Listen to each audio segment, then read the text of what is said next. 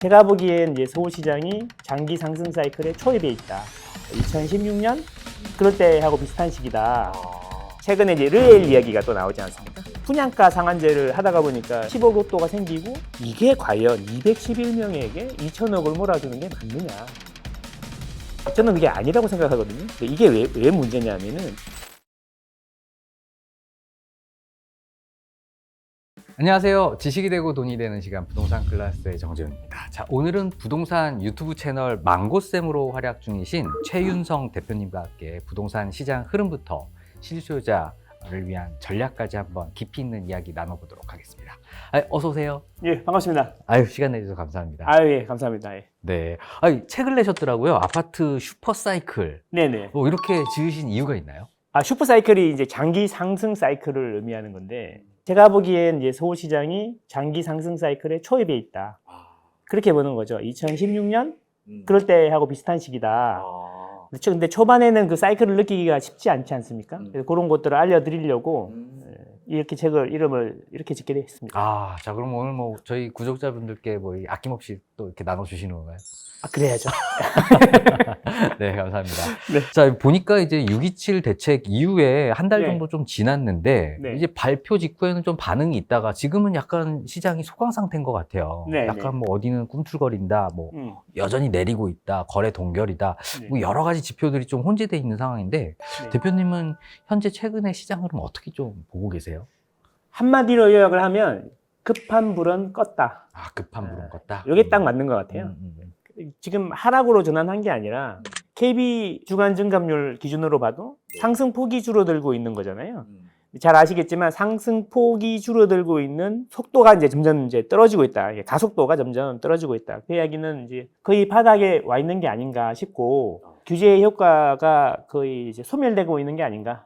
데이터로 보면 그렇다 이렇게 보겠습니다. 네. 그래서 한간에는 이런 규제가 길어야 6개월이다 이런 얘기도 있는데 시장의 속도가 다들 예측하시는 거와 달리 굉장히 네. 빠르게 움직이는 것 같아요. 네. 왜 이런 거라고? 저는 이제 구조적인 문제인 것 같아요. 부동산이라는 게 매매 주기가 길지 않습니까? 보통 7년에서 10년 정도 주기로 아파트가 이제 매매가 된다고 해요. 근데 그렇게 길게 보면은 금리의 방향하고 수급의 방향이 결국에는 집값을 결정하는 거다라고 저는 생각하고 있는데, 우리 지금 현재 한국 부동산 시장에서 서울 같은 경우에는 수급이 이제 절대적으로 부족한 구간으로 들어가지 않습니까? 그게 2026년부터 2027년, 8년까지는 1980년대 후반 이후로 입주 물량이 제일 적거든요. 이게 심각하다는 거죠. 이런 심각한 상황이 이제 다가오고 있는데, 금리가 아무래도 느리긴 하지만 하방으로 이제 방향이 이미 정해졌고, 1주택을 가지는 것이, 똘똘한 한 채를 가지는 것이 유리하게 계속 정책이 가다가 보니까 구조적으로 늘어나는 유동성에 입주 물량이 부족해지면서 생긴 문제가 강남이나 한강벨트 위주로 뾰족하게 나타났다. 저는 이렇게 생각하고 있고, 대책이 나온 것도 이제 너무 많이 올랐어요, 사실은. 너무 빨리 올랐죠. 성동구 같은 경우에는 대책 전에 KB 기준으로 1.11% 올랐거든요. 네, 주간 기준이니까. 주간 기준인데 이게 52주를 하면 77%거든요. 그런데 이제 문재인 정권 5년 동안 63% 올랐어요. 이 정도로 이제 너무 많이 달아오르니까 정부에서도 손을 안 댈 수가 없었던 거죠. 한강벨트만 뜨거우니까 주변은 또 차갑지 않습니까? 그래서 제가 보기에는 기조가 이제 서민 실수 보호니까 그런 차원에서 강남, 한강벨트 위주로 규제를 한 것이고, 한 달이 지나고 나니까 벌써부터 이제 상승폭이 다시 늘어나는 그런 추세로 바뀌니까 사실 저도 조금 놀랍고 조금 두렵습니다. 네, 그렇군요. 그래서 구조적인 문제다 이런 말씀 좀 해주셨는데, 최근 이재명 대통령께서는 로또 분양이 주변 집값을 자극한다 이렇게 하면서 그 분양가 상한제에 대한 문제를 한번 제기를 했더라고요. 그래서 이 제도를 좀 손보는 정책이 나올 가능성이 좀 혹시 있을 거라고 좀 보시나요? 나올 거라고 생각하고요. 나와야 된다고 생각합니다. 근데 이게 국무회의록인데요. 제가 그걸 원문을 봤어요. 읽어보니까 신문 기사에 나오는 거랑 약간 핀트가 다르긴 한데, 결국에는 이제 이재명 대통령의 국무회의록을 보면 의도는 LH가 직접 시행을 해서 민간 건설사에게 돌아가는 이익을 정부에서 환수하는 방향으로 해봐라. 그렇게 이야기를 했는데 이제 그게 또 채권 입찰제랑 이런 식으로 번진 것 같고, 예, 저는 이제 그쪽보다는 오히려 도심의 재개발 재건축 시장에서의 로또 청약 문제 있잖아요. 그 문제를 좀 해결해야 된다고 생각하는 거죠. 최근에 이제 르엘 이야기가 또 나오지 않습니까? 이게 분양가 상한제를 하다가 보니까 르엘도 이제 28억짜리를 18억에 7사 기준으로 분양을 하다가 보니까 10억 로또가 생기고 하는 건데, 그러면 이게 211가구를 일반 분양하는 거거든요. 211가구를 일반 분양하는 건데, 그럼 10억의 차액이니까 211을 곱하면 한 2천억 정도의 이익이 이제 일반 분양, 수분양자들에게 돌아가는 거죠. 이게 과연 211명에게 2천억을 몰아주는 게 맞느냐? 저는 그게 아니라고 생각하거든요. 근데 이게 왜 문제냐면은, 그러니까 2천억의 일반 분양 수분양자들의 수입을 조합원 1000명으로 나누면 거의 2억씩이 손해보는 거죠. 근데 만약에 그거를 시세하게 했다면 2억이라는 분담금이 줄어들 거고, 아마 그러면 르엘도 속도가 훨씬 빨랐을 거고, 진작에 입주했을 수도 있다. 민간 택지에서의 분양가 상한제는 오히려 그래서 공급을 줄이는 효과가 있다. 전체적인 사회적으로 볼 때는 집값을 올리는 효과가 있다. 그래서 요거는 좀 손을 볼 필요가 있다. 이건 어떻게 보면은 일본의 로또, 나머지에게는 전체적으로 이제 집값 상승이라는 피해가 가는 게 아닌가. 이렇게 생각합니다.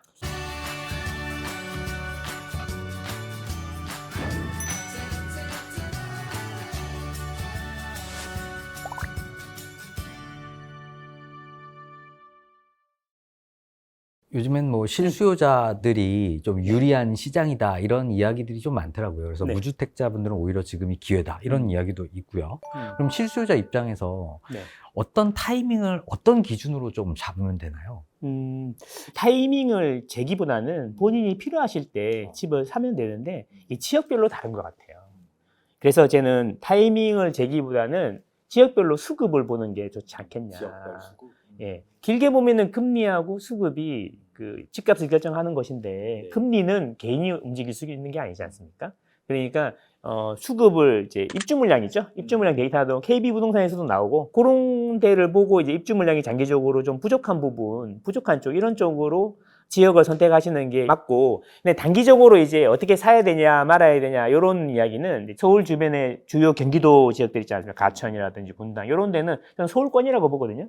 서울권에서는 그냥 본인이 관심 가지는 단지를 몇 군데를 정해놓고 수시로 모니터링해서 괜찮은 매물이 나오면 그때 언제라도 적당한 레버리지로 사시는 게 맞다고 생각하고, 꼭 타이밍을 잡아야겠다 그러면 KB 지수, 네. 지수가 상승폭이 커지기 전에, 증가폭이 커지기 전에 하는 게 좋겠다. 오히려 지금처럼 장기적인 상승 국면에서 심리가 일부 죽었을 때, 이럴 때가 좋은 기회가 아닌가. 오히려. 네, 오히려 지금의 타이밍은 뭐 매수하긴 괜찮다. 그렇죠. 그렇게 보신 거죠? 예, 그렇게 보면 장기적으로 보면 그렇다. 예. 네. 근데 지역별로 보면 네. 강남은 정말 정고점을 한참 넘어섰잖아요. 그렇죠. 마포나 성동도 그렇고. 네. 그러면 그렇게 많이 오른 곳을 네. 따라 사는 게 맞는 건지, 아니면 아직은 뭐 동대문구 같은 경우에는 정고점에 이제 오진 않은 이런 지역들도 있으니까 그렇죠. 그런 지역들을 좀 사야 되는 건지, 지역별로 어디를 좀 투자하는 게 조금 더 낫나요? 이제 뭐 제가 보기에는 뭐 말씀하신 대로 강남이나 아니면 한강벨트는 많이 오른 게 사실이고, 지금 개인적으로는 좀 부담스러운 가격이다라고 생각합니다. 물론 그렇다고 떨어지겠냐 이런 이야기는 아니고, KB에서 나오는 중위 가격 보면은 이제 대략 10억에서 한 13, 4억 사이 그 정도를 많이 보신다고 하면, 그런 지역들은 아직 많이 안 올랐거든요. 말씀하신 대로 동대문이라든지 이런 서대문 같은 경우에는 입주 물량이 거의 정리가 돼가지고 이제 상승을 좀 미리 했고, 동대문은 지금 입주 물량이 많이 모여 있지 않습니까? 장이라든지 동대문 이런 데는. 근데 그런 데는 저는 괜찮다고 생각하고요. 1, 2년 안에 또 우리가 언제 그랬냐는 듯이 동대문하고 서대문에서 물건을 찾고 노원을 가요 마요 이런 이야기를 하고 있지 않을까, 다음에 오면. 예, 그런 생각입니다. 네. 뭐 미래는 아는 바가 없다지만 그래도 우리가 움직일 때 어느 정도 이제 그림은 그려놓고 움직이는 거잖아요. 그렇죠. 이재명 정부 이제 출범 이제 5년 동안 이 네. 부동산 시장의 흐름은 뭐 시기별로 어떻게 좀 흘러갈 거라고 보세요? 일단은 지금은 스타트는 잘 아시겠지만 강남이라든지 한강벨트라고 하죠. 한강벨트에다가 이제 플러스 1이 이제 양천구. 여기는 상승을 많이 했고 내년부터는 중저가 시장이 아마 핫해질 거다. 그 이유는 레버리지가 6억까지만 허용이 되지 않습니까? 네네. 그럼 예를 들면 이제 낚시 혹시 해보셨어요? 낚시 좋아하죠. 예, 낚시 보면 이제 이렇게 캐스팅을 던지는- 하지 않습니까? 네네. 그러면 줄이 길면 멀리 던질 수 있지 않습니까? 깊은 바다에 그 줄을 던지면 큰 고기를 잡을 수가 있죠. 근데 이제 그 줄의 길이를 6m로 딱 정해준 거예요. 아, 네. 앞에서만 이렇게. 딱 해서 이게 앞에서만 이렇게 한다고 생각할 수 있는데 반대로 생각하면 줄의 길이가 있고 낚싯대의 길이가 있지 않습니까? 이 낚싯대의 길이는 자본이 되겠죠. 그래서 지금 이미 축적해 놓으신 분들이 10억이다. 그러면 16억까지 레버리지가 가능한 거고 반대로 이제 사회초년생들은 1, 2억밖에 없으니까 5, 6억대에서 이제 레버리지가 가능하고 이런 식으로 레버리지를 가능하게 만들어 놨으니 아무래도 공급은 계속 줄어들고 금리는 내려가기 때문에 상승은 계속 확산될 거거든요. 그래서 장기적인 슈퍼 사이클에 진입했으니 이제 이게 앞으로 퍼질 것이다. 그리고 이제 수도권하고 지방하고는 사이클이 완전 다를 것 같은데 사실은 수도권이 좋고 지방이 안 좋은 이유는 지방은 지금 입주 물량이 되게 많아요. 그래서 그 입주 물량이 순차적으로 이제 줄어들기 시작하는데 제일 먼저 줄어든 것이 울산이고 그래서 울산은 아마 작년에 플러스로 전환했을 겁니다. 그리고 그 다음에 이제 부산 이런 식으로 흘러가거든요. 그래서 지방시장은 내년부터는 이제 울산, 부산을 시작으로 해가지고 제일 마지막에 대구까지 이런 식으로 오를 건데 재밌는 거는 이 지방시장도 양극화가 되게 심해요. 지방은 양극화가 이미 옛날부터 진행이 많이 됐습니다. 차이가 엄청납니다. 네. 그래서 지방도 핫스팟 그쪽만 이제 그쪽부터 스타트해갖고 서울하고 똑같은 패턴으로 시작하지 않겠나. 대구가 아무리 어렵다지만 범사만삼이라고 하지 않습니까? 범호동 있는 데부터 시작해갖고 서서히 퍼지고 초반에는 사람들이 부정하는 단계, 잘 느끼지 못하는 단계인데 2, 3년 지나면 대구에도 이제 봄이 오지 않을까? 그렇게 생각하고 근데 이제 지방 같은 경우에는 수요와 공급의 원리, 시장 원리가 잘 작동해갖고 가격이 오르면 또 공급이 확 늘어나요. 그래서 또 이게 아래 위가 업다운이 크다가 보니까 어떨 때는 실망을 많이 하시고 어떨 때는 또 환호하시고 이런데 그래서 난이도가 그래서 저는 서울이 제일 쉽고 네. 지방이 난이도가 제일 어려운 것 같습니다. 그래서 이제 임기가 끝날 때쯤 되면 아마도 제 추측인데 지난 문재인 정권 때처럼 집값을 계속 잡아라는 요구를 쫓아가 보면은 실수요자들을 또 건드게 되지 않을까. 그래서 이제 정권이 시작할 때부터 고민이 많았고 그 고민을 어떻게 풀지가 정책의 가장 키워드가 되지 않을까. 이렇게 생각합니다. 자, 그럼 이런 방향성이다라고 한다면 무주택자, 1주택자, 다주택자 뭐 어떤 전략 각각 세우면 될까요? 제가 보기에는 지금은 부동산이 아니더라도 코인이든 주식이든 우량 자산을 매입하는 시기지 매도하는 시기는 아니다. 어쨌든 사기로 마음을 먹으셨다면 집을 사시는 게 맞다. 저는 이렇게 생각하고 정부도 이런 거죠. 정책적으로 할 때 무주택이 42% 정도 되고 유주택이 57% 정도 되는 거죠. 그중에 다주택이 15%예요. 정책적으로도 다주택 우대를 하는 것보다는 1주택이나 무주택을 우대를 해줘야지 계속 정권 유지가 되는 거고 민심이 정치공학적으로. 그렇죠. 정치공학적으로는 네. 그런 거니까 그래서 무주택이나 1주택을 건드리기는 쉽지 않을 겁니다. 그래서 재산세 이야기도 이번 세법 개정안에 빠진 것 같고요. 이번 정권에서도 다주택을 더 뭐 이렇게 활성화시키지는 않을 것 같고 그렇게 보면은 1주택이나 무주택 전략을 취하시는 게 좋은데 무주택은 일단 베이스 캠프를 제대로 하나 차리시는 걸 추천을 드리고 1주택이신데 갈아타기 생각이 있으시다면 조금 무리가 되더라도 상급지로 갈아타시길 추천드리고 근데 1주택이 이미 있는데 막 이사를 못 가는 경우도 있어요. 애들 때문에 계속 거기 거주하셔야 되는 분들은 뭐 일시적 1가구 주택이라든지 또 뭐 재개발 재건축 같은 경우에 보면은 그 대체주택 뭐 이런 식으로 해서 1주택 포지션을 계속 유지하시면서 업그레이드 하시는 거 추천드리고 다주택은 딱히 뭐라고 드릴 말씀은 없는데 지방의 다주택에 대한 완화가 나올 수 있으니 그때 되면 한번 고려해 보시는 것도 나쁘지 않으실 것 같고 당장은 주택 수에 대한 규제가 뭐 당장 없어질 것 같지 않으니 이제 그 소위 말하는 못난이들 있지 않습니까? 이 상승기에 적당히 정리하셔갖고 포트폴리오 재편하는 시기를 가지시는 게 좋지 않을까? 저는 그렇게 생각합니다. 대표님 같은 경우는 이제 데이터의 중요성을 굉장히 강조를 많이 해주셨는데, 네. 자, 그럼 뭐 수많은 부동산 데이터들 중에서 뭐 네. 내 집 마련을 할 때 꼭 봐야 될 이런 핵심 지표 뭐가 있을까요? 제가 보기엔 입주 물량을 많이 보셔야 되지 않을까. 이런 생각을 많이 해봅니다. 결국 금리하고 수급으로 가격이 결정된다고 보는데 그러면 공급 물량이 계속 늘어나지 않는 지역이면서 인기 있는 지역들은 가격 상승률이 클 거거든요. 예를 들면 일기 신도시가 있습니다. 일산이 있고 분당이 있고 대표 신도시였죠. 가격이 비슷했어요. 일반 분양할 때. 예, 근데 지금 이제 30년이 지났지 않습니까? 가격 차이가 3배 정도 납니다. 아, 네. 그러니까 그게 무슨 차이일까 한번 생각해 보면 뭐 일자리가 가까워서 그렇다, 뭐가 어떻다 이런 이야기 많이 하는데 제가 보기에는 지리적인 문제인 것 같습니다. 지리적인 문제는 뭐냐면 분당 같은 경우에는 산으로 쌓여 있고 빈 땅이 하나도 없어요. 네. 인기 있는 지역이다 보니까 돈도 몰리고 사람도 몰리는데 확장이 불가능했고 공급이 추가 옆에서 그쵸. 늘어날 수 없는 구조. 일산 같은 경우에는 일산 신도시 앞에 덕양구에서 또 대규모 공급이 있었고 또 그게 잠잠해질만 하면 뒤에서 파주에서 또 공급을 하고 그리고 또 이제 그게 잠잠해지면 향릉 신도시 들어오겠죠. 그래서 이런 것 같습니다. 일산 같은 경우에는 계속 커지는 거야. 이게 수위가 그러니까 천천히 올라가는 거고 분당 같은 경우에는 그릇이 커질 이유가 없는 거죠. 그러니까 주로 쌓여 있으니까. 예, 조금만 물이 들어오면 확 올라가는 거지. 장기적으로는 그래서 질이 예술이많은 것 같습니다. 단기적으로는 아까 말씀드린 것처럼 심리 지수가 제일 중요한 것 같습니다. 일단 뭐 집을 살라 그러면 매수 문의를 먼저 해야 되지 않습니까? 매도 문의가 적어진다는 것 자체가 매물이 줄어들고 가격이 올라갈 가능성이 높다라고 볼 수 있는데 이제 KB 같은 경우에는 매주 발표하고 그리고 시계열이 되게 길지 않습니까? 그리고 변동폭이 되게 커요. 예, 한국 부동산은 변동폭이 되게 작거든요. 그래서 저는 이제 심리지수 하단을 연결한 선하고 상단을 연결한 선이 이렇게 확산 분위기에 있는지 수축 분위기에 있는지 이걸 많이 봅니다. 아, 그래요? 예. 이게 어떻게 수렴하는 게 좋은 건가요? 확산이 좋은 건가요? 그러니까 이게 심리의 변동폭이 점점 커지는 게 상승 국면에 있는 거고요.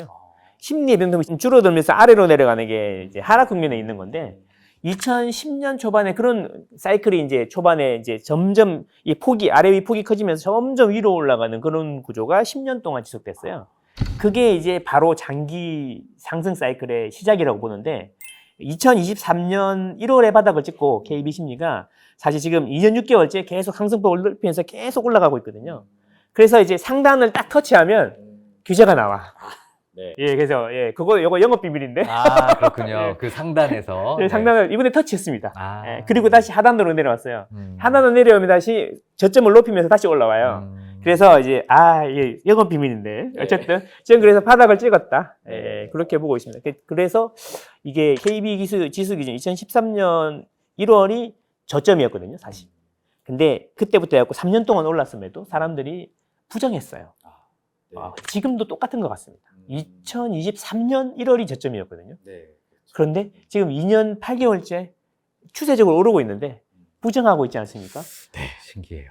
용기가 많이 필요하긴 하지만 그 심리 지수만 잘 봐도 충분하다 생각합니다. 네. 그럼 뭐 대표님이 말씀하셨던 이런 지표를 바탕으로 네. 올해 하반기, 내년 네. 상반기 집값 흐름은 어떻게 될 거라고 예측하시나요? 일단은 제가 보기에는 이미 바닥을 찍고 다지고 이제 9월 초가 되면은 다시 상승폭이 점점 커지지 않을까 이렇게 생각하고 그래서 이제 9월 10월이 돼서 거래량이 늘어나면 대출이 늘어납니다.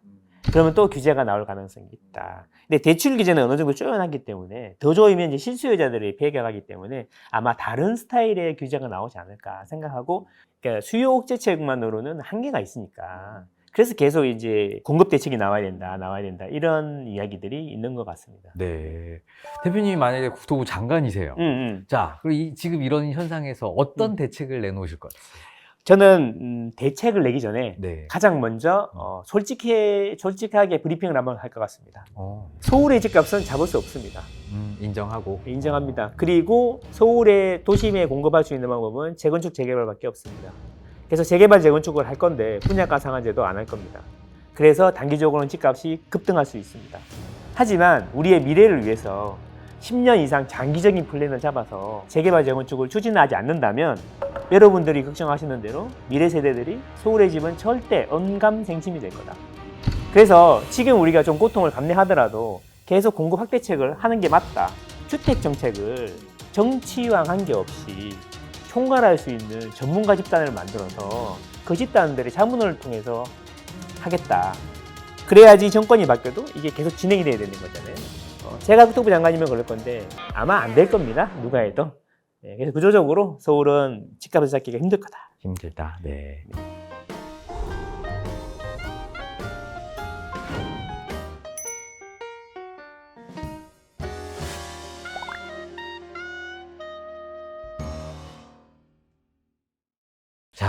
그래서 뭐 요즘에는 뭐 집값이 너무 올라가니까 뭐 서울에서 뭐 좀 살기가 힘들다 이렇게 네네.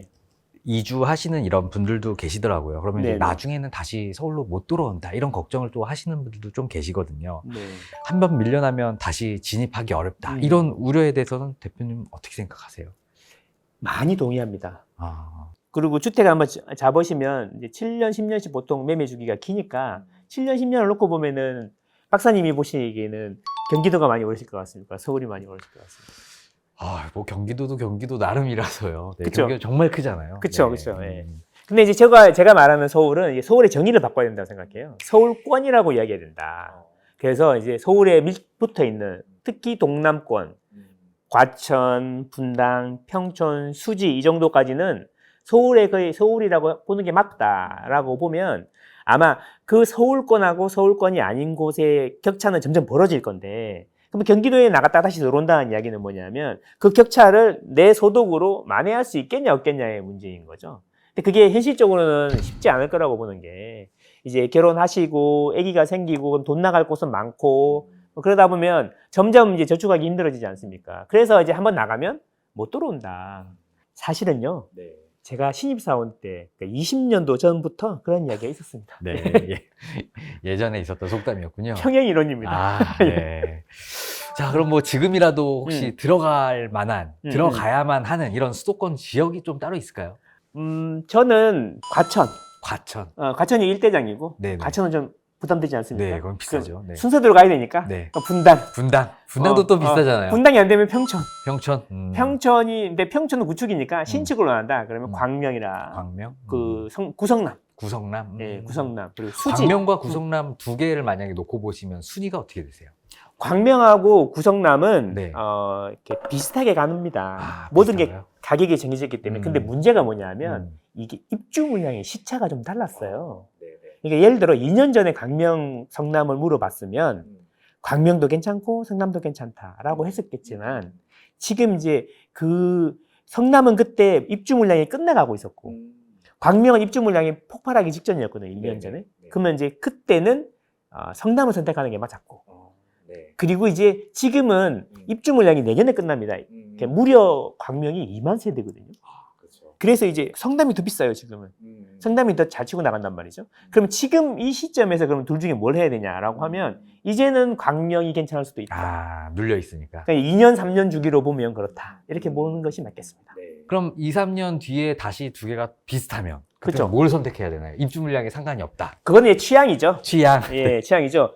뭐냐면 광명은 두 개로 나눌 수 있죠. 재개발 재건축이 많은 그 광명 사거리역 그쪽하고 그다음에 재건축이 많은 철산 지역.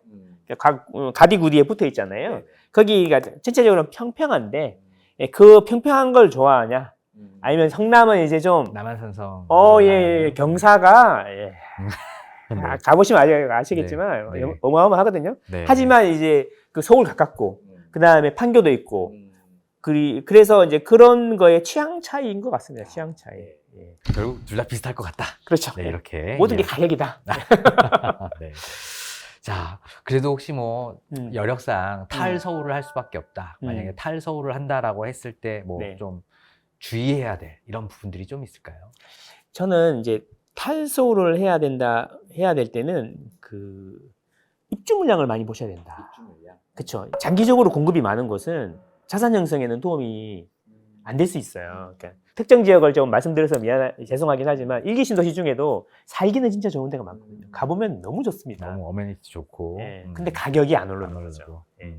인프라나 이런 건 너무 좋은데 가격이 안 오르다 보니까 이게 살기는 좋은데 시간이 지날수록 어떤 친구는 거기 들어갔고 어떤 친구 이게 한 10년, 20년 지나고 나다 보니 격차가 심해지니까 심리적으로 좀 예, 그렇죠.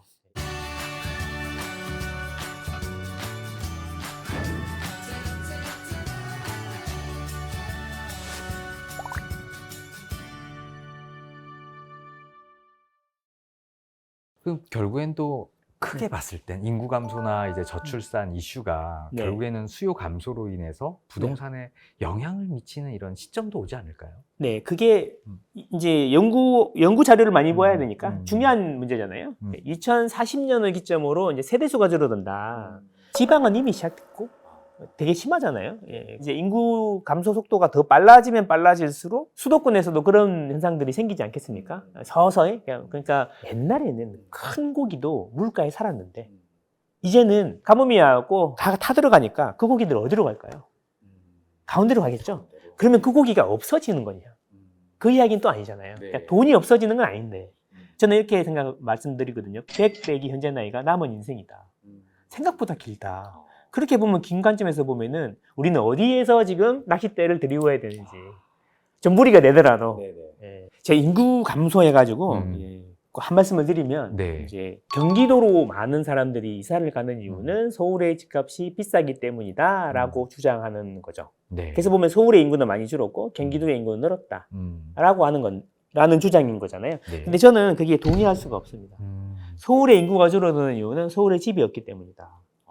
그리고 경기도의 인구가 많이 늘어나는 지역은 입주 물량이 많은 지역이다. 그래서 경기도에서 인구가 많이 늘어나는 곳은 신도시가 있는 곳이다. 하남, 김포, 검단 이런 데가 인구가 많이 늘었어요. 동탄 이런 데가 많이 늘었죠. 자, 그러면 결국은 뭐냐면 서울의 인구가 줄어드는 이유는 서울에 집이 없기 때문이다라는 거죠. 그래서 서울은 빈집이 없습니다. 서울은 주택보급률이 전국 유일하게 94% 정도밖에 안 됩니다. 다른 곳은 전부 다 100%가 넘어요. 서울은 집이 부족하다는 거죠. 그만큼 서울에 집을 안 지었다는 얘기다. 그래서 집을 안 짓기 때문에 인구가 줄어드는 것처럼 보일 뿐이다. 더 놀라운 것은 이 책에서도 말씀드렸지만 서울에서 최근에 인구가 가장 많이 늘어난 곳 중에 한 곳이 어디일까요? 서울에서요? 예. 학령기 인구가 늘어났어요. 학령 인구요? 인구도 늘어나고 실제 인구도 늘어났어요. 강남구입니다. 강남구요? 예, 강남구는 출생률이 서울에서 뒤에서 6번째입니다. 아, 요즘 최근에 이제 강남 분양 그렇죠. 물량들이 많으니까. 그거죠. 강남은 집이 제일 비싼데 왜 인구가 늘어나냐라고 반문을 하면 집이 비싸서 서울을 떠난다는 이야기는 성립이 안 되는 거죠. 서울에 집이 없어서 인구가 줄어드는 거다 이런 얘기죠. 그럼 결국 그 서울의 인구를 방어를 하려면 서울에 집을 많이 지어야 된다는 거죠. 자, 그게 무슨 이야기냐면 인구가 줄어드는 문제는 단순히 출생의 문제라기보다는 그거 말고 추가로 더 있다. 이동에 의한 증감도 있다. 그리고 서울 같은 경우에는 물리적 감소도 있다. 물리적으로 집이 없어서 감소하는 부분도 있다. 앞으로도 서울은 괜찮을 거다 이렇게 생각하는 저의 근거입니다. 저 그러면 이제 딱 이제 이해가 좀 됐어요. 이게 저출산 인구 감소에 뭔가 핵심지로 가야 된다. 그 서울 경기권에서 그 핵심지는 어딘가요? 다 잘 아시겠지만 대표님이 생각하는 그 바운더리가 있을 것 같아요. 이 정도까지는 안전할 것 같다.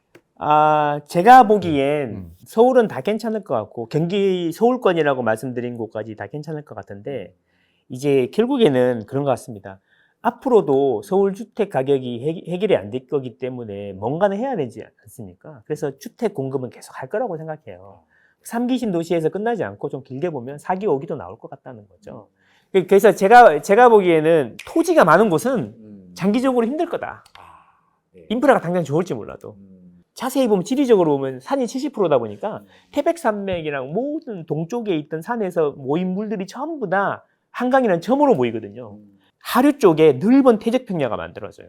그 태적평야가 만들어진 게 김포평야라고 하고 그 유역에 있는 게 일산이고 김포고 검단이고 다 이런 것 아니겠습니까? 근데 그쪽은 계속 공급이 될 겁니다.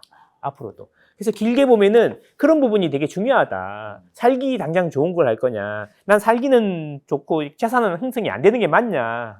이렇게 보시면 장기적으로는 어디에다가 집을 구하셔야 되는지 그게 아마 이렇게 구체적으로 지역을 말씀 안 드려도 힌트를 얻으실 거다. 그러니까 뭔가 산으로 둘러싸여 있고 희소성, 공급이 좀 부족할 이런 지역들을 골라야 되겠다. 확장이 안 되는 곳을 찾아야 된다. 사람은 모이고 돈은 모이는데 확장이 안 되는 제가 보면 데이터로 보면은 평균 연령이 어린 곳이 사람이 모이는 곳입니다. 지금 동탄 신도시가 제일 평균 연령이 전국에서 제일 어립니다. 서울에서는 위례가 제일 어리고.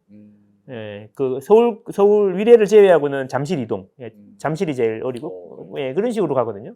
그러니까 학생들이 많은데 어린이들이 많은 곳이 애기들 키우기 좋다는 거고, 거기가 선호한다는 입지라는 거고, 앞으로도 그럴 가능성이 높죠. 왜냐하면 학군지의 특성은 한번 만들어지면 잘 바뀌지가 않고, 학군지가 강력한 학군지가 있으면 그 주변에 새로운 학군지가 생기지 않습니다. 왜냐? 아이들을 가지고 학부모들은 테스트하지 않아요.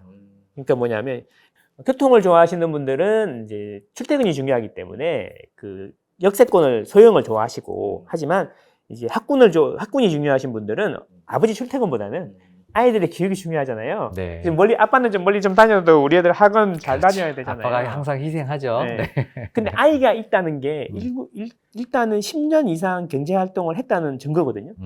그동안 자산하고 소득이 많이 축적되신 분들이 학군을 좋아하니까 상대적으로 학군지가 가격이 올라가요. 근데 문제는 뭐냐? 한 번 들어오면 12년 동안은 못 나가. 네. 그리고 졸업을 해도 네. 이사를 안 가. 아. 그래서 아예 학년기가 줄어들어도 네. 그러니까 안 나가는 거죠. 패러다임이 구축되면 이제 이사 가기도 힘들더라고요. 그렇죠. 나이가 네. 들수록 연령이 높아질수록 그 이동 횟수가 줄어드는 건 통계로도 나오니까. 그리고 또 자식들이 또 와요 나중에 또. 그래서 할아버지 할머니들한테 아기들을 맡겨야 되니까 그래서 대가족은 싫고 주변에서 대가족을 형성하고 있는 그런 구조로 가는 거죠. 일본은 벌써 30-40년 전에 그랬고 우리도 앞으로 이제 맞벌이가 아니면 그렇게 가겠죠. 그래서 제가 주장하는 것은 역세권은 지나가는 자리고 학군지는 머무는 자리다. 그래서 학군지가 가격이 더 오른다. 그래서 학군이 필요 없는 사람도 학군지에 살면 자산에서는 이득이다. 이렇게 보는 거죠. 대표님이 보시기에 네. 집 사기에 가장 좋은 시장 환경 어떤 조건이라고 좀 생각하세요? 이런 거 같습니다. 이제 집이 막 오른다고 막 하고 찬반 양론이 막 경쟁할 때 있잖아요. 그럴 때가 좋은 것 같아요. 그 집값이라는 게 자기 인생에서 가장 큰 소비 활동이잖아요. 그게 물론 매매가 아니라 임대나 뭐 전세나 월세라도 자기 인생에서 가장 큰 소비 중에 하나이지 않습니까?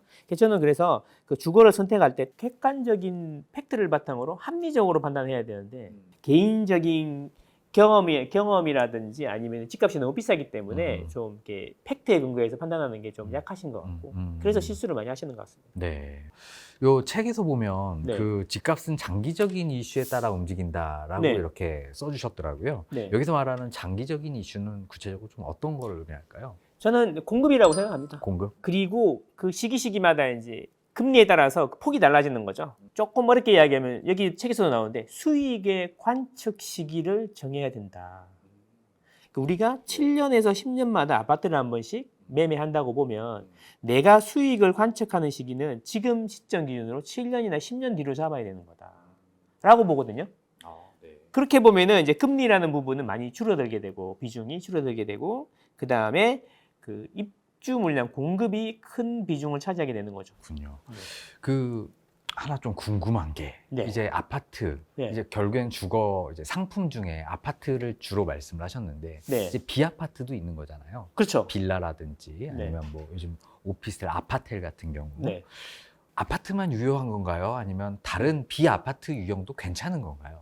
비아파트 유형은 그 크게 좋은 퍼포먼스를 내기 힘들다 생각합니다. 왜냐하면 일단 그 오르는 순서가 있지 않습니까? 선호도에 따라 다른 건데 아파트를 제일 선호하고 아파트가 충분히 올라서 더 이상 손댈 수가 없다. 그러면 이제 그 이후에 비아파트 쪽으로 흘러가게 되고 제일 마지막에는 빌라 시장까지 흐름이 전파되고 보통 그 정도 되면은 전체적으로 유동성이 다 퍼졌기 때문에 인플레가 강하게 오게 되고 그래서 한국은행이나 중앙은행에서 금리 개입을 하기 시작하면서 금리가 올라가고 다시 다운타임이 오지 않습니까? 다운 사이클이 오지 않습니까? 그래서 항상 이제 뭐냐면 비아파트도 수익을 충분히 낼 수가 있죠. 작은 돈으로 큰 레버리지를 일으켜서 수익률을 극대화할 수 있는 시기가 분명히 오는 건 맞는데 그거는 고수의 영역인 것 같아요.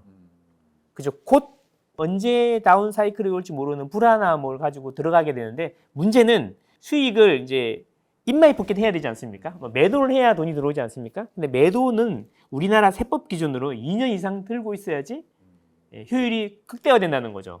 비과세가 되든 일반 세율이 되는데 1년이나 2년 내에 매도하게 되면 아시겠지만 단기 세율이 너무 세기 때문에 그러면 내가 비아파트를 지금 사갖고 2년 뒤에 엑시스를 할 수 있겠냐라는 이야기인데 보통 비아파트라든지 이제 끝단에 있는 상품들이 오를 때가 되면은 곧 다운 사이클이 임박했다라고 보시는 게 맞죠. 그래서 이게 고수의 영역이라서 저는 추천드리지는 않습니다. 숫자로 규제하는 게 계속 남아있기 때문에 더 힘든 것 같아요. 주택수에 포함되는 발목을 잡는 거죠. 중요한 시기에. 그런 것도 있는 것 같습니다. 네. 자, 우리가 뭐 직장인이나 신혼부부나 그리고 혹은 학부모 입장에서 내 집 마련에 대한 어떤 기준들은 다 다를 것 같아요. 네네. 그 수요층이 다름에 따라서 어떤 우선순위나 기준 같은 게 조금 어떻게 봐야 될 게 뭐가 있을까요? 제일 기본으로는 이제 직장인이나 음. 신혼부부 같은 경우에는 이제 역세권 위주로 많이 보죠. 교통을 역세권. 많이 보시는 거죠. 서울 같은 경우에는 정치성을 보장하는 지하철, 네네. 그 라인이 중요하지 않습니까? 근데 시간이 지나면서 이제 아기가 생긴다든가 자산이 축적이 되게 되면 좀 더 좋은 곳을 원하게 되죠. 그러면서 이제 서서히 이제 학군지로 가게 됩니다. 학군지를 선택하게 되는 것 같아요. 근데 아까도 말씀드렸지만 그동안에 이제 자산을 축적한 시간이 길어졌기 때문에 이제 좀 고가 시장을 보게 되는 거죠. 직장인이나 신혼부부일 때는 역세권 소형을 보시는 게 맞고, 그리고 시간이 지날수록 학군지 위주로 보시는 게 맞다라고 생각합니다. 네. 출퇴근 그리고 뭐 학군, 입지 네. 결국에는 비싼 곳들이잖아요. 그쵸. 그죠? 네. 혹시 그래도 지금 눈여겨볼 만한 음. 실속형의 어떤 지역들이 좀 있을까요? 학군지가 중요하신 분들은 가성비가 좋은 학군지를 선택하셔야 되는데, KB 시세 기준으로 이제 보면 보통 저는 이제 6억에서 12억 사이에 있는 주택들이 가성비가 있다고 보는데, 제가 보기에 수많은 학군지를 다녀봤지만 대치동 같은 경우에 넓게 퍼져 있어요. 네. 넓게 퍼져 있는 이유는 이제 그 학원 건물이 높지 않기 때문이죠. 밀도가 낮기 때문에 숫자를 많이 채우려면 넓게 퍼뜨려야 되는 거잖아요. 근데 그 밀도가 되게 높은 곳이 딱 두 군데가 있어요. 거기가 평촌 학원가하고 중계동 학원가입니다. 네. 여기는 전용 빌딩이 있단 말이죠. 네, 그냥 한 건물이 전부 다 학원이죠. 그렇죠. 그런 건물이 다다다닥 있는데 음. 그런 곳이 이제 학군지를 선호하시면서 주머니 사정이 대치동이나 목동은 힘드시다. 그러면 가성비가 있는 곳이 될 것이고, 예, 그런 곳들이 결국에는 돈이 모이지 않겠습니까? 추가로 이제 평촌이나 중계동 같은 경우에는 노후계획도시특별법 또는 재건축 이슈가 이제 불거질 때가 딱 됐으니까, 예, 이제 그거랑 맞물려 가지고 어차피 장기 거주해야 되니까 학군지에는 한번 폭발할 시기가 오지 않을까 저는 그렇게 생각합니다. 아, 그렇군요.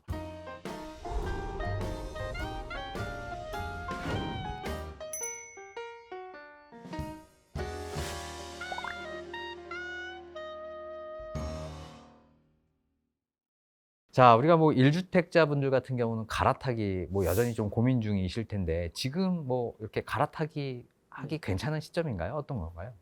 뭐 음. 그 반복되는 이야기인데, 그러면 앞으로 집이 오를 것 같아요? 아닐 것 같아요? 라고는 이야기인데, 저는 네네. 이제 그 슈퍼 사이클을 주장하는 사람으로서 언제든지 괜찮다. 괜찮다. 언제든지 괜찮다라고 하고, 지금 약간 소강 상태인데 소강 음. 상태일 때 더 미리 선점하는 게 좋지 않을까, 이런 말씀을 드렸어요. 저는 올해도 여전히 만약에 여러분들이 내 집 마련하시거나 갈아타기 하실 곳이 서울권이라고 하면 올해 사지 않으면 또 내년에 후회하실 거다. 자, 결국 뭐 갈아타기 하려면 내 집을 내놔야 되는데 네. 내 집을 어느 정도 가격대에서 내놔야지 되는 건가요? 자기 집은 애정이 또 가요. 손은 안으로 굽는다고. 가장 먼저 해야 될 거는 우리 집이 얼마에 팔릴 건지를 정확하게 객관적으로 파악을 해야 되는 거죠. 이럴 때 제가 하는 방법은 뭐냐면, 매도자 입장이 아니라 매수자 입장에서 네. 부동산에 전화를 해보는 거죠. 아, 오히려. 네네.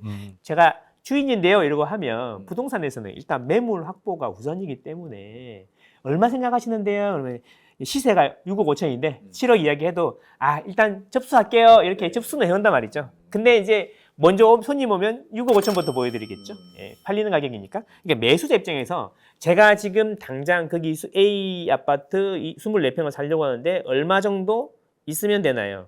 라고 당장 거래할 수 있는 가격이 얼마인가요? 하면 그때 6억 5천이라는 가격을 말씀해 주실 겁니다. 지금 제일 싼 게 그래요. 그러면 그 가격이 어거리가 되느냐, 이게 중요한 거겠죠.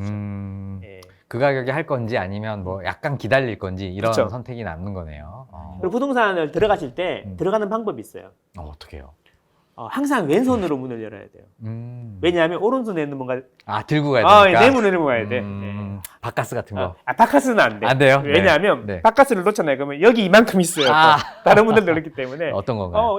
저는 겨울에는 귤 같은 거 귤? 많이 갖다 드리고, 꿀팁을 드리면 제가 했던 거, 집이 진짜 안 팔릴 때는 어떻게 하냐면은 이제 부동산에 내놓고요. 집에 오고 난 다음에 며칠 전에 갔던 누구누구입니다. 그리고 스타벅스 쿠폰을 하나 싸드려요. 모바일 쿠폰을 쏴드려. 얼마짜리 정도 싸드리면 되나요? 일단 아이스 아메리카노 네네, 일단. 또는 따나 아니면 아로 네. 보내면 보내고 이제 싼 걸 지속적으로 보내야 돼. 여러 번. 네, 부담되게. 이게 안 보내셔도 되는데 그러면 하나 더 보내. 아. 이런 식으로 파 주실 때까지 계속 보낼 거다. 약간 이런 느낌으로 하면 이제 네. 저 친구가 돼버리거든요. 그렇게 딜을 하시는 게 좋고, 보통 제가 옛날에 썼던 방법은 아파트 입구에 가장 큰 부동산 한 군데는 무조건 갑니다. 왜냐하면 아무리 인터넷 시대라 그러지만 오프라인으로 가서 내놓으시거든요. 예, 거기 있는 물건이 많아요. 예, 거기로 내놓거나 또는 막 돌아다니다 보면 되게 적극적이고 열심히 하시는 분이 계셔요. 예, 그쪽 하나랑 그리고 매물을 가장 많이 올려놓는데 이렇게 보통 세 군데에다가 주로 하죠. 왜냐하면 부동산 인터넷 보고 오신 분들은 인터넷 볼 때 매물을 많이 올려놓은데 전화하게 돼 있어요. 그럼 내 것도 반대로 팔 확률이 높다는 거죠. 그런데 나는 이제 부동산 소장님한테 매일 쿠폰을 보냈고 열심히 잘해달라 그러고 예쁘게 보이고 왼손으로 문 열고 이러고 있으니 네. 제가 제일 먼저 네. 매수자가 왔을 때 생각이 나시겠죠. 네. 진짜 꿀팁 정말 알려주신 것 같네요.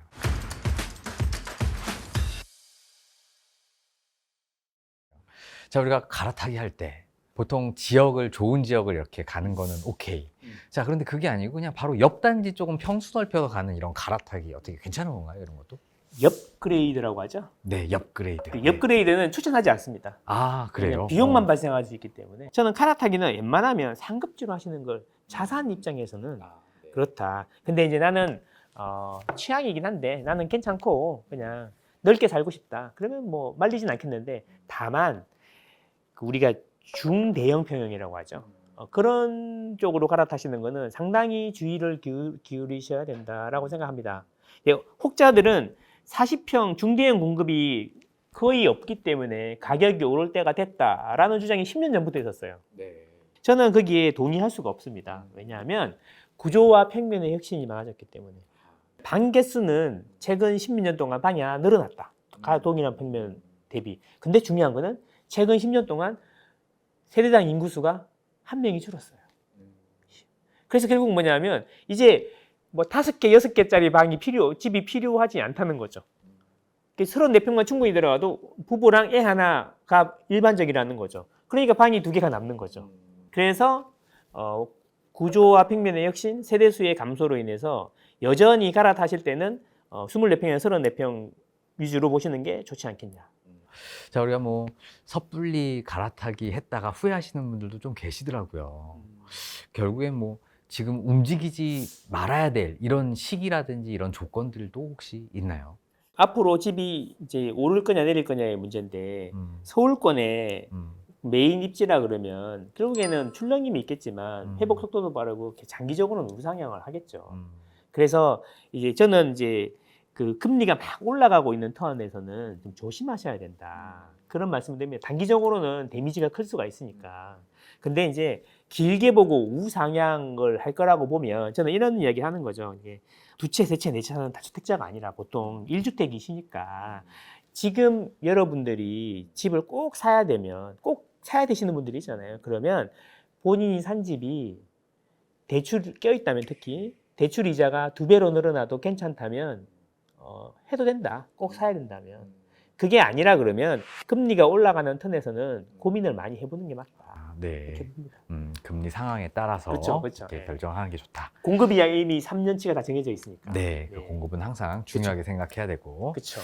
자, 오늘 뭐 많은 이야기, 인사이트를 좀 전해주셨는데 저희 구독자분들께 혹시 마지막으로 좀 조언해 주실 부분이 있으면 한번 한 말씀 좀 부탁드리겠습니다. 네, 그 인생을 살면서 집은 필수제니까 자본주의 사회에서 돈이 계속 늘어나는 상황에서는 자산을 취득하시는 게 맞다. 그리고 물론 집이 비싼 건 다 충분히 이해하는데 월급을 500을 받으면 이자가 200이면 200을 덜어놓고 300으로 어떻게든 살라고 하지만 내가 500을 받는데 빚이 없으면 그냥 어떻게 쓰다가 남은 걸 저축하게 된다는 거죠. 그래서 이제 아끼게 되고 저축하게 되고 집을 샀으니까 KB부동산도 보고 망고쌤 TV도 보면서 공부도 하게 되고 이러면서 그게 하루가 쌓이고 5년이 쌓이고 10년이 쌓이면 그 10년 동안 나는 큰 변화가 있었던 거죠. 또 아끼면서 공부도 하게 되고 열심히 회사도 다니게 되고 이렇게 되는 거죠. 그래서 그런 변화가 있었기 때문에 여러분의 10년, 20년 뒤에가 밝아지는 거죠. 오늘의 자신을 바꿔야지 내일의 자신이 바뀐다는 생각을 하시고 천천히 기다릴 줄 아는 지혜를 가지시면 반드시 성공하실 거다. 저는 그렇게 생각합니다. 아, 감사합니다. 자, 오늘 망고쌤 최윤성 대표님과 함께 실수요자의 내 집 마련 전략과 갈아타기 시점, 그리고 시장을 읽는 기준까지 다양한 인사이트를 들어보는 시간 가졌습니다.